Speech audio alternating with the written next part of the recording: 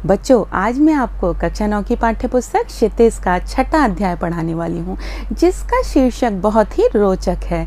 उसका नाम है प्रेमचंद के फटे जूते और इसके लेखक हैं हरिशंकर परसाई।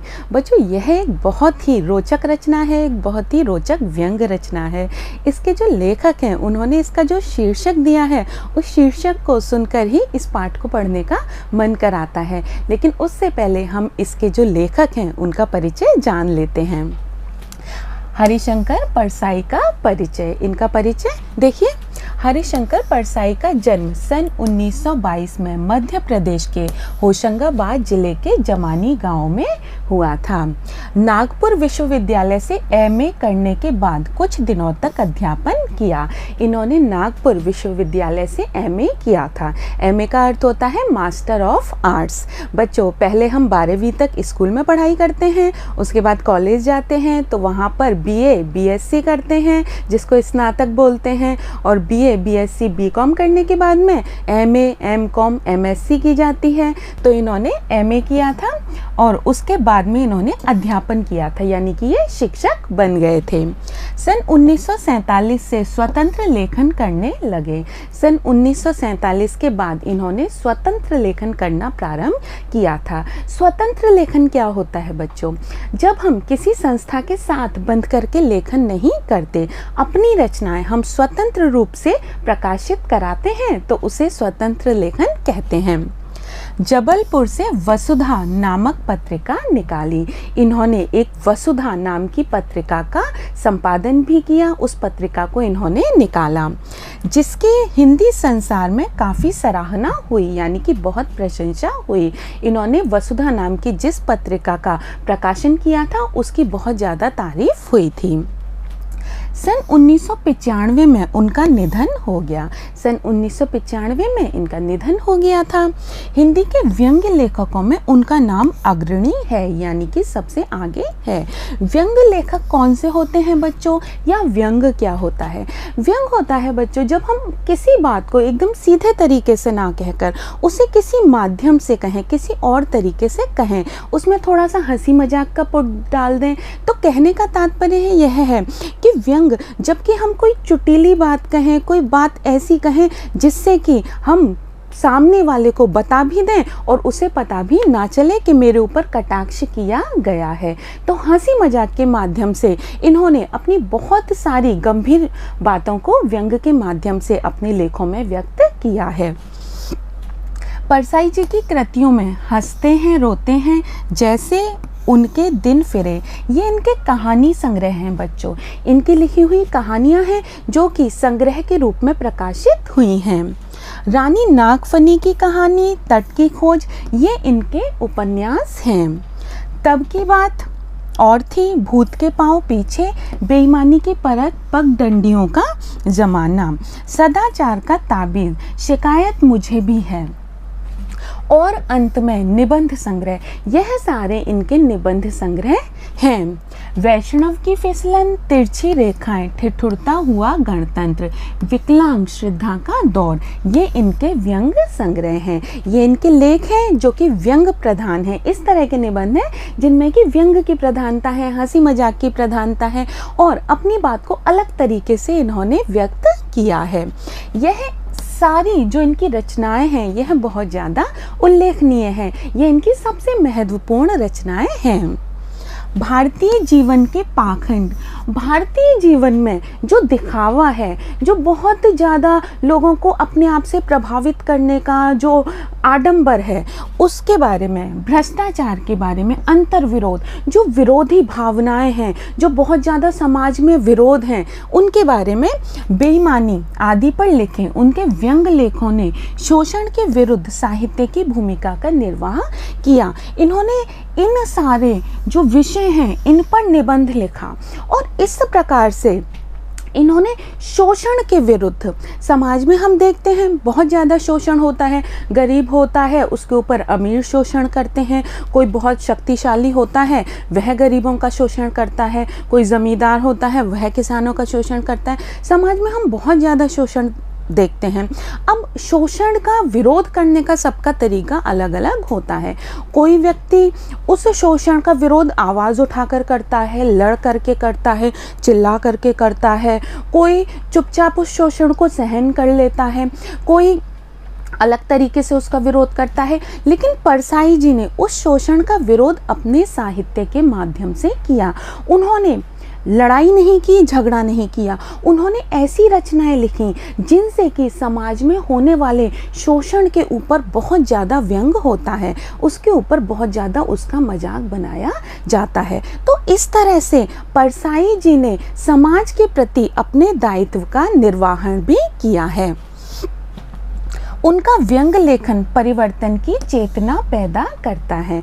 उन्होंने जो व्यंग लिखे वह सामाजिक परिवर्तन की चेतना पैदा करते हैं। कहने का तात्पर्य यह है कि उन्होंने अपने व्यंग के माध्यम से समाज को जागृत करने का प्रयास किया। उन्होंने यह बताया कि यह जो हम काम करते हैं यह काम गलत है, यह इस तरीके से नहीं होना चाहिए, दूसरे तरीके से होना चाहिए। हमारा जो शोषण करता है हमें उसका विरोध करना चाहिए।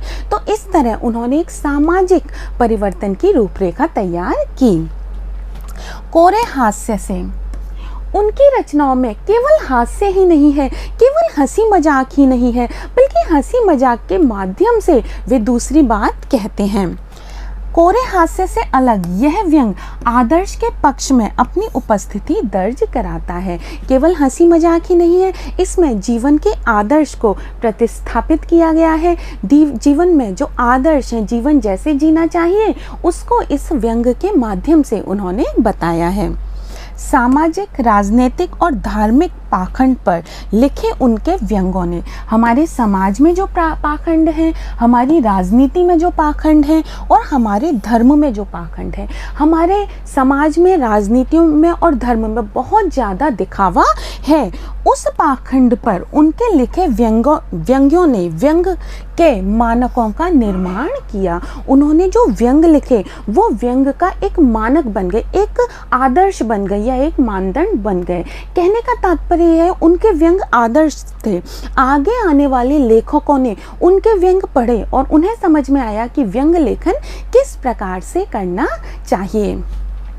परसाई जी बोलचाल की सामान्य भाषा का प्रयोग करते हैं।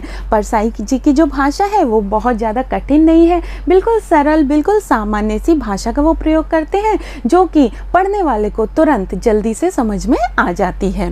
किंतु संरचना के अनूठेपन के कारण, लेकिन उनकी रचनाओं का जो अनूठापन है, उनकी जो संरचना है, उसमें जो नयापन है, जो नवीनता है, उसके कारण उनकी भाषा की मारक क्षमता बहुत बढ़ जाती है। उस अनूठी संरचना के कारण उनकी जो भाषा है उसकी मारक क्षमता, यानी कि वो व्यक्ति को अंदर तक भेद जाती है। जब वो रचना पढ़ी जाती है तो वह रचना पढ़ने के बाद में जो व्यक्ति पढ़ने वाला होता है उसके अंदर तक वह रचना पहुंच जाती है, यानी कि वह रचना मारक क्षमता रखती है, मारने की क्षमता रखती है। अब हम बच्चों पाठ का थोड़ा सा सारांश देख लेते हैं। वैसे तो पाठ इतना रोचक है कि जब आप इसको पढ़ेंगे तो आपको बहुत जल्दी से समझ में आ जाएगा और पढ़ने में भी बहुत मज़ा आ जाएगा, लेकिन फिर भी थोड़ा सा देख लेते हैं। प्रेमचंद के फटे जूते शीर्षक होता है नाम, तो यह इस रचना का नाम है प्रेमचंद के फटे जूते। इस निबंध में परसाई जी ने प्रेमचंद के व्यक्तित्व की सादगी के साथ एक रचनाकार की अंतर्भेदी सामाजिक दृष्टि का विवेचन करते हुए आज के दिखावे की प्रवृत्ति और अवसरवादिता पर व्यंग किया है। तो यह जो निबंध हम पढ़ने जा रहे हैं बच्चों, इसमें एक और तो प्रेमचंद के फटे जूते जो पाठ है, इसमें प्रेमचंद जी की सादगी के बारे में बताया गया है कि वे इतने महान लेखक थे, इतने बड़े रचनाकार थे, देश में ही नहीं विदेश में भी उनके बहुत प्रशंसक रहे हैं, सब जगह उनकी बहुत ख्याति रही है, लेकिन उसके बाद भी वे कितने सादगीपूर्ण थे। एक तरफ तो यह बात बताई गई है, दूसरी उस रचनाकार की अंतर्भेदी सामाजिक दृष्टि। अंतर्भेदी का अर्थ होता है अपने अंदर तक भेद देने वाली, अपने अंदर तक झांक लेने वाली सामाजिक दृष्टि। इस समाज को देखने की दृष्टि कि एक जो रचनाकार होता है, एक जो लेखक होता है, वह किस प्रकार से समाज के अंदर तक घुस जाता है, किस प्रकार से वह समाज को अंदर तक से जान लेता है, उस दृष्टि के बारे में परसाई जी ने बताया है। इसकी परसाई जी ने विवेचना की है, इसका वर्णन किया है। और आज की दिखावे की प्रवृत्ति और आज का हमारा जो समाज है उसमें कितना ज़्यादा दिखावा है। आज हर व्यक्ति सबको बस दिखाना चाहता है कि मैं अच्छा हूँ, मैं सुंदर हूँ, मेरे पास अच्छे वस्त्र हैं, मेरे पास अच्छे जूते हैं, मैं पढ़ने में बहुत होशियार हूँ। तो यह जो दिखावे की प्रवृत्ति है तथा अवसरवादिता तथा अवसर का उपयोग कर लेना, अवसरवादिता यानी कि बहुत ज़्यादा अपना मतलब सिद्ध कर लेना, बहुत ज़्यादा अपना स्वार्थ सिद्ध कर लेना, इस पर उन्होंने व्यंग किया है, इसका उन्होंने मजाक बनाया है, इसके बारे में उन्होंने बताया है। तो चलिए बच्चों, हम पाठ पढ़ना शुरू करते हैं। प्रेमचंद के फटे जूते। तो जैसा कि हम इस पाठ के शीर्षक से ही जान सकते हैं कि यह पाठ फटे जूतों के बारे में है, कि किसी के जूते फटे हुए हैं। लेकिन वो जूते किसके फटे हुए हैं? वो जूते प्रेमचंद जी के फटे हुए हैं। हाँ बच्चों, वही प्रेमचंद जी जिनकी रचनाएं आप बचपन से अपनी पाठ्य पुस्तकों में पढ़ते चले आ रहे हैं। बूढ़ी काकी आपने पढ़ा ही होगा, ईदगाह आपने पढ़ा ही होगा। तो इस तरह की बहुत सारी रचनाएं उन्होंने लिखी हैं। प्रेमचंद जी ने 300 से अधिक तो केवल कहानियाँ ही लिखी थीं, जो कि मानसरोवर में संग्रहित थी। तो यह जो पाठ है यह प्रेमचंद जी के फटे जूतों के बारे में है। अब यह पाठ पढ़ना शुरू करने से पहले मैं आपको प्रेमचंद जी की तस्वीर दिखाना चाहती हूँ। यह तस्वीर बच्चों आपको ध्यान से देखनी है। इसमें प्रेमचंद जी बैठे हुए हैं और प्रेमचंद जी की पत्नी बैठी हुई हैं। ठीक है, अब आप देखें प्रेमचंद जी के अगर आप जूतों की तरफ ध्यान देंगे तो दोनों पैरों में उन्होंने जूते पहने हुए हैं जो कि बहुत ही फटे पुराने, बहुत ही पुराने से जूते हैं। अब जो यह वाला जूता है यह तो थोड़ा ठीक है, लेकिन ये वाला जो जूता है इसे ध्यान से देखेंगे ना तो इसमें एक साइड से इनकी 2 उंगलियां नज़र आ रही हैं। जूते का एक सिरा फट गया है और उस फटे सिरे में से उनकी जो उंगलियां हैं वो नज़र आ रही हैं। अब बच्चों देखो, प्रेमचंद जी ने बहुत ही सादा कपड़े पहने हुए हैं। सिर पर इन्होंने टोपी लगाई हुई है और कुर्ता पहना हुआ है और धोती पहनी हुई है। अब अगर ये चाहते तो इस धोती को थोड़ा सा नीचा कर लेते और उस जूते को छिपा सकते थे, लेकिन प्रेमचंद जी कितने सादा थे कि इन्होंने फटे जूते में ही बड़े ठाठ के साथ फोटो खिंचाया है। इनकी पत्नी है, ये भी उतना ही सादा कपड़े पहने हुए हैं, उतनी ही सादगी से बैठी हुई हैं। अब प्रेमचंद जी ने फटे जूते पहन रखे हैं। बच्चों सोचो, अगर आपको फटे जूते या खराब चप्पलें पहनी हो आपने और आपको फ़ोटो खिंचाना हो तो क्या आप बहुत ही आराम से मज़े से बैठ कर के फ़ोटो खिंचा सकते हैं, या फिर आप कोशिश करेंगे कि मेरा यह जूता छिप जाए?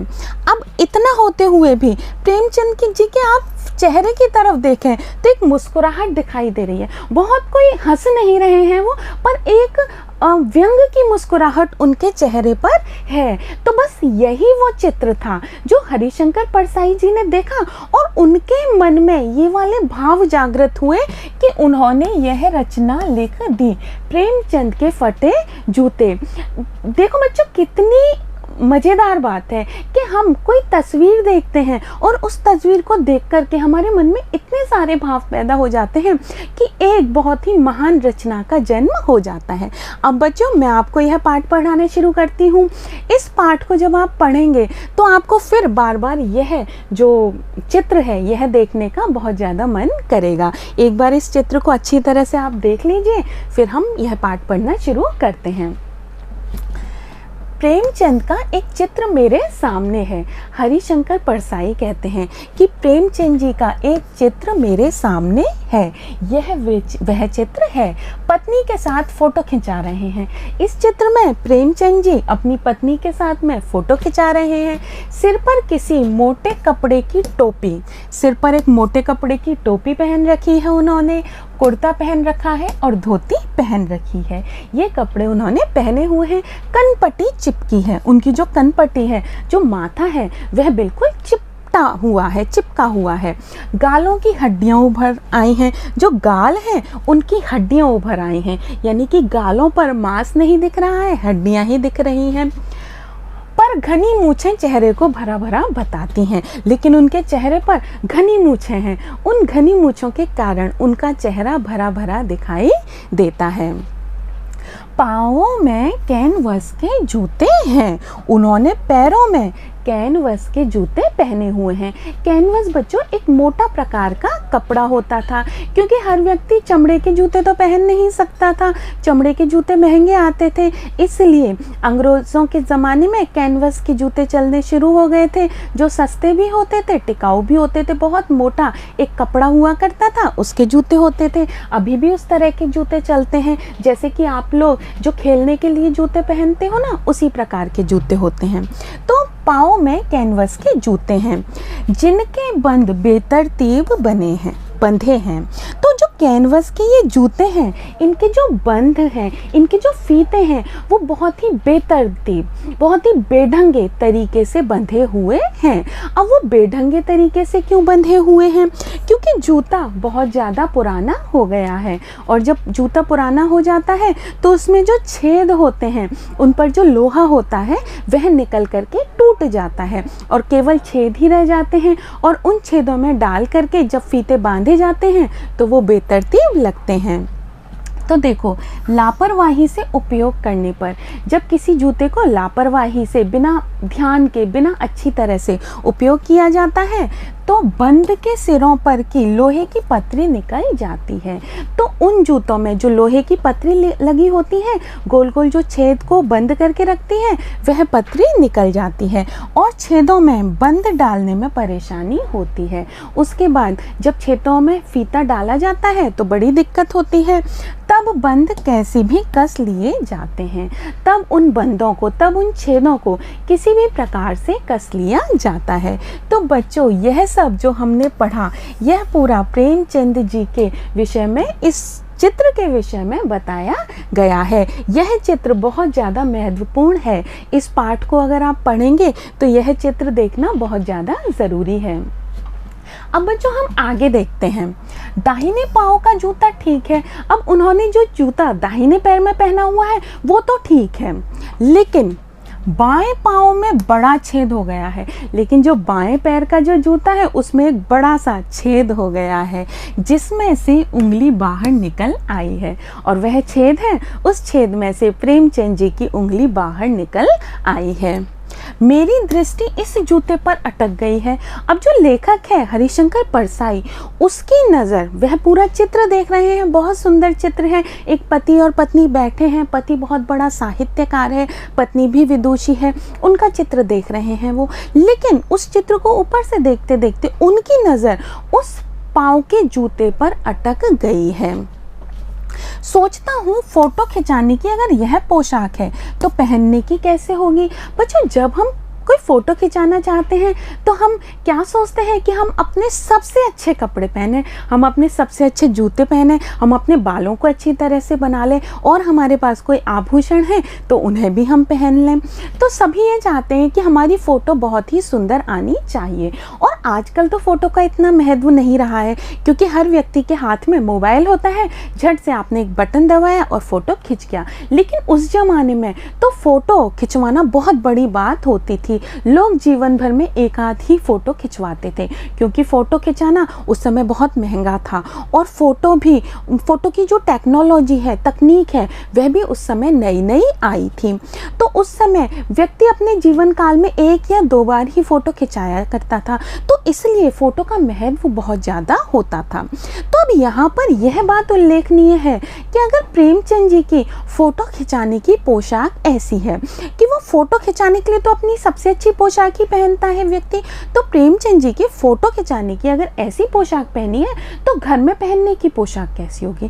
कहने का तात्पर्य यह है कि सामान्य रूप से वह कैसे वस्त्र यूज़ करते होंगे।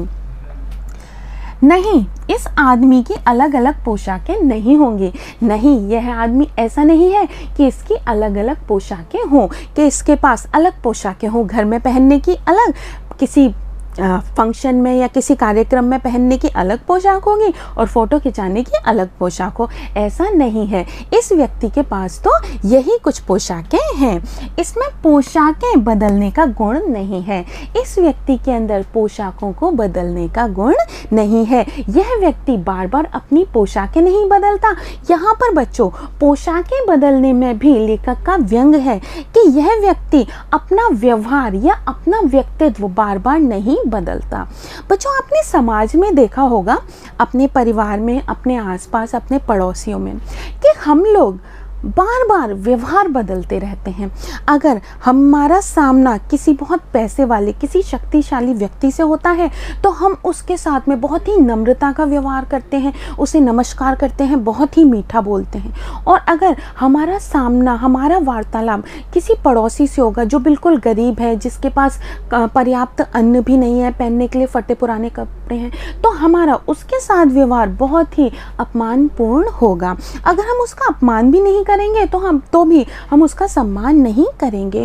तो समाज में लोग अपना चेहरा बार बार बदलते रहते हैं। यह बहुत ही सामान्य सी बात है। लेकिन यहाँ पर जो लेखक कह रहे हैं वे यह कह रहे हैं कि जो प्रेमचंद जी थे उनमें बार बार पोशाकें बदलने का गुण नहीं था, यानी कि वे बार बार अपना व्यवहार परिवर्तित नहीं किया करते थे। यह जैसा है वैसा ही फोटो में खिंच जाता है। यह व्यक्ति अंदर से जैसा है वैसा ही यह फोटो में दिखाई दे रहा है। इसमें कोई भी बनावट नहीं है, कोई भी दिखावा नहीं है। जैसा अंदर से है वैसा ही ये बाहर से है। मैं चेहरे की तरफ देखता हूँ। अब परसाई जी उनके चेहरे की तरफ देखते हैं। फोटो में जो चेहरा है उसकी तरफ देखते हैं। क्या तुम्हें मालूम है मेरे साहित्यिक पुरखे? अरे मेरे साहित्यिक पुरखे, क्या तुम्हें ये बात मालूम है? बच्चों, साहित्यिक पुरखे क्या होता है? पुरखे होते हैं हमारा पूर्वज, हमसे पहले जिन्होंने हमारे परिवार में जन्म लिया है, वे हमारे पूर्वज होते हैं। हमारे दादा, हमारे परदादा, उनके पिताजी, ये सब हमारे पूर्वज हैं। अब प्रेमचंद जी हरिशंकर परसाई के पुरखे किस प्रकार से हैं? हरिशंकर परसाई और प्रेमचंद, इनका तो जन्म अलग अलग घर में हुआ था, लेकिन एक चीज़ दोनों में कॉमन थी, एक चीज़ थी जो दोनों में समानता पैदा करती थी, वो चीज़ थी उनका साहित्य। तो दोनों ही साहित्यकार थे। प्रेमचंद जी भी साहित्यकार थे और परसाई जी भी साहित्यकार थे। अब क्योंकि प्रेमचंद जी का जन्म पहले हुआ था, प्रेमचंद जी का रचना काल पहले का है और हरिशंकर परसाई जी ने बाद में अपनी रचनाएं लिखी, तो इस कारण से हरिशंकर परसाई प्रेमचंद जी को अपना साहित्यिक पुरखा कह रहे हैं। कहने का तात्पर्य यह है वह प्रेमचंद जी को अपना पूर्वज बता रहे हैं। कैसा पूर्वज? साहित्यिक पूर्वज, कि साहित्य में जिन्होंने मुझसे पहले सेवा की है। तो देखिए बच्चों, क्या तुम्हें मालूम है मेरे साहित्यिक पुरखे कि तुम्हारा जूता फट गया है, कि तुम्हारा जो जूता है जो तुमने पैर में पहन रखा है वो फट गया है और अंगुली बाहर दिख रही है, और उस जूते की से तुम्हारी जो पैर की अंगुली है वो बाहर झांक रही है, वो बाहर दिख रही है। क्या तुम्हें इसका जरा भी एहसास नहीं है? क्या तुम्हें खुद को कोई एहसास नहीं है?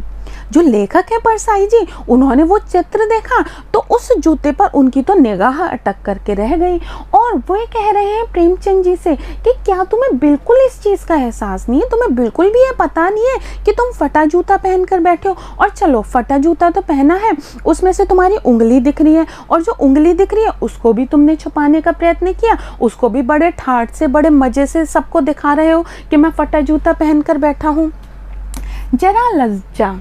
जरा सी भी लज्जा, जरा सी भी शर्म, संकोच, झिझक, ना तो तुम्हारे अंदर थोड़ी सी भी शर्म दिख रही है, ना तुम्हारे अंदर थोड़ी सी भी झिझक दिख रही है, या झेप नहीं है, ना ही तुम्हारे अंदर झेप है कि अरे हमें कोई इस प्रकार से ना देख ले। बच्चों, अगर हम कहीं पहन जाएं ऐसा जूता तो हम तो शर्म के मारे उस जूते को छिपाने का ही प्रयत्न करते रहेंगे, या तो हम घर से बाहर निकलेंगे ही नहीं अगर ऐसा जूता हमारे पास होगा जिसमें से कि उंगली निकल रही होगी।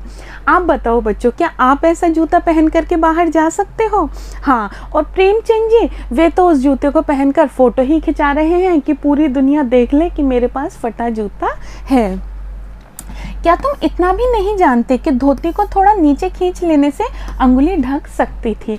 अब परसाई जी उनसे कह रहे हैं, क्या तुम इतना भी नहीं समझते कि अगर तुम अपनी धोती को थोड़ा नीचे बांध लेते या उसको थोड़ा सा नीचे की तरफ खींच लेते तो तुम अपने जूते को उस धोती से छुपा सकते थे। उस धोती के द्वारा तुम्हारे जूते का वो हिस्सा जो कि फटा हुआ है वह छिप जाता। मगर फिर भी तुम्हारे चेहरे पर बड़ी बेपरवाही, बिल्कुल लापरवाही, कोई जिसको परवाह ना हो, बड़ा विश्वास है, बड़े विश्वास के साथ, बड़े आनंद के साथ और बड़ी बेपरवाही, बड़ी लापरवाही के साथ तुमने ये फोटो खिंचाया है। फोटोग्राफर ने जब रेडी प्लीज कहा होगा, बच्चों पहले जब फोटो खींचे जाते थे तो वो स्टूडियो में खींचे जाते थे। एक दुकान होती थी जिसमें कि एक फोटोग्राफर अपना स्टूडियो लगा करके रखता था। वहाँ जा कर के वह पति पत्नी को कुर्सी पर बिठा देता था और उनके सामने अपना कैमरा लेकर के खड़ा हो जाता था और वह फिर कहा करता था रेडी प्लीज़। ये भी कहा करता था स्माइल प्लीज़, क्योंकि प्रयास किया जाता है कि फ़ोटो में स्माइल करता हुआ, मुस्कुराता हुआ चेहरा आए। तो यहाँ पर परसाई जी कह रहे हैं कि फोटोग्राफर ने जब रेडी प्लीज कहा होगा तब परंपरा के अनुसार तुमने मुस्कान लाने की कोशिश की होगी, क्योंकि यह एक परंपरा है कि हम जब फ़ोटो खिंचाते हैं तो हम मुस्कुराते हैं, क्योंकि फ़ोटो में हम मुस्कुराते हुए आना चाहते हैं। हर व्यक्ति मुस्कुराता हुआ अच्छा लगता है। तो बच्चों आप भी हमेशा मुस्कुराते रहा कीजिए, हमेशा हंसते खिलखिलाते रहा कीजिए, क्योंकि मुस्कुराता हुआ व्यक्ति हर किसी का मन अपनी तरफ आकर्षित कर लेता है। तो परंपरा के अनुसार तुमने मुस्कान लाने की कोशिश की होगी। तो फोटो खिंचाने की परंपरा के अनुसार तुमने अपने चेहरे पर मुस्कुराहट लाने की कोशिश की होगी। दर्द के गहरे कुएं के तल में कहीं पड़ी मुस्कान को धीरे धीरे खींचकर ऊपर निकाल रहे होंगे कि बीच में ही क्लिक करके फोटोग्राफर ने थैंक यू कह दिया होगा। अब बच्चों आपको इस बात को समझना है, दर्द के गहरे कुएं के तल में, दर्द के गहरे कुएं के तल में कौन सा दर्द? बच्चों प्रेमचंद जी का जो जीवन था वो बहुत ही विकट परिस्थितियों में गुजरा था। बचपन से ही उन्होंने बहुत ज़्यादा गरीबी का सामना किया था, बहुत ज़्यादा बुरी परिस्थितियों का सामना किया था। जीवन में उन्होंने बहुत ज़्यादा दुख उठाए थे। इसीलिए लेखक कह रहे हैं कि दर्द के गहरे कुएं के तल से, कि दर्द ने जीवन में दर्द ही दर्द पाया है, उसके लिए उस दर्द से उबर करके अपने चेहरे पर मुस्कुराहट लाना कितना कठिन है। अगर मैं आपसे कहूँ मुस्कुराओ, आप झट से मुस्कुरा दोगे, लेकिन ऐसा व्यक्ति जिसने जीवन में दुख ही दुख पाए हैं उससे अगर मुस्कुराने के लिए कहा जाए तो वो बेचारा कितनी मुश्किल से, कितना सोच करके मुस्कुराएगा। तो दर्द के गहरे कुएं के तल से, तल होता है बिल्कुल नीचे का हिस्सा, तलहटी। तो दर्द का जो गहरा कुआं है, प्रेमचंद जी के जीवन में दर्द का एक गहरा कुआं था। उस कुएं के तल में कहीं पड़ी मुस्कान, उसकी तलहटी में बिल्कुल नीचे कहीं पर मुस्कान पड़ी हुई थी। उस मुस्कान को धीरे धीरे खींचकर ऊपर निकाल रहे होंगे। तो वे उस मुस्कान को धीरे धीरे उस कुएं में से, दर्द के कुएं में से खींच करके बाहर निकाल रहे होंगे कि बीच में ही क्लिक करके फोटोग्राफर ने बटन दबाया होगा, क्लिक किया होगा और थैंक यू कह दिया होगा। उतनी ही देर में फोटोग्राफर ने थैंक यू कह दिया होगा और फोटो खींच लिया होगा। यही कारण है कि प्रेमचंद जी के चेहरे पर जो मुस्कुराहट है वह आधी अधूरी सी दिखाई देती है। हम वह फ़ोटो एक बार फिर से देख लेते हैं बच्चों। प्रेमचंद जी के चेहरे पर जो मुस्कुराहट है वह एकदम आधी अधूरी सी मुस्कुराहट है। ऐसा लग रहा है वह प्रयास कर रहे हैं मुस्कुराने का, लेकिन मुस्कुराहट अभी भी उनके चेहरे पर पूरी तरह से नहीं आई है।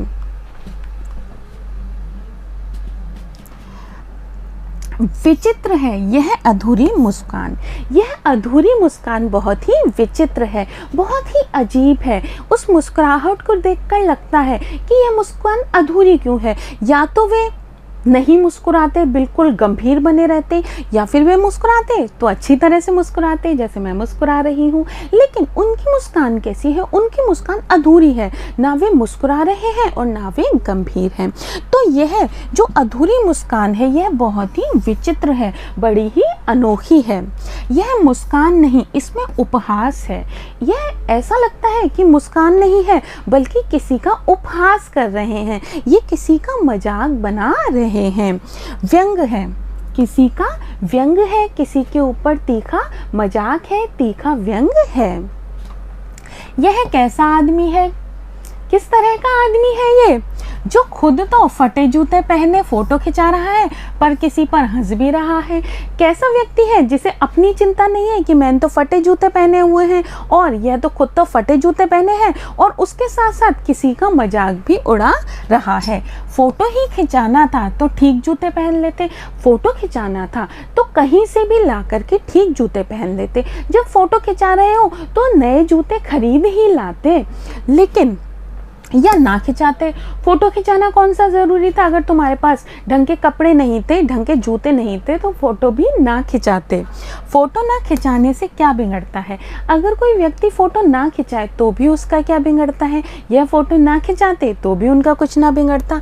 शायद पत्नी का आग्रह रहा हो, संभव है कि उनकी पत्नी ने उनसे निवेदन किया हो, क्योंकि जो पत्नियाँ होती हैं उनको इस तरह की चीज़ों का बहुत शौक़ होता है कि पति के साथ मेरा एक फ़ोटो होना चाहिए जो कि मेरी यादगार हमेशा रहे, मैं रहूं चाहे ना रहूं।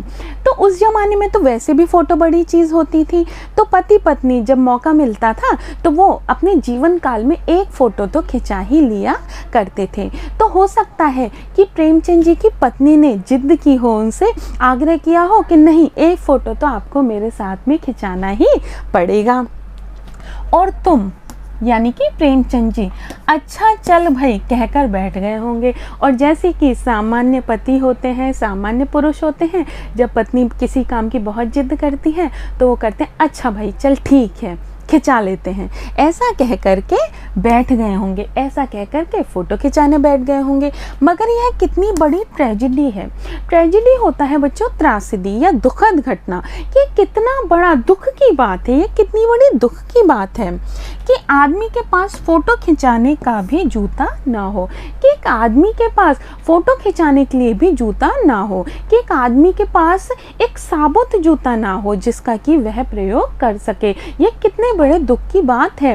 और उसमें भी यह इतने बड़े दुख की बात इसलिए है कि फ़ोटो खिंचाने वाला जो व्यक्ति है वह संसार का बहुत बड़ा साहित्यकार है, जिसके नाम पर आज भी इतने पुरस्कार मिलते हैं, जिसका समाज में इतना ज़्यादा सम्मान है, जिसने इतना ज़्यादा नाम कमाया, इतना जिसने प्रसिद्धि पाई, और उस व्यक्ति के पास में फ़ोटो खिंचाने के जूते भी नहीं हैं।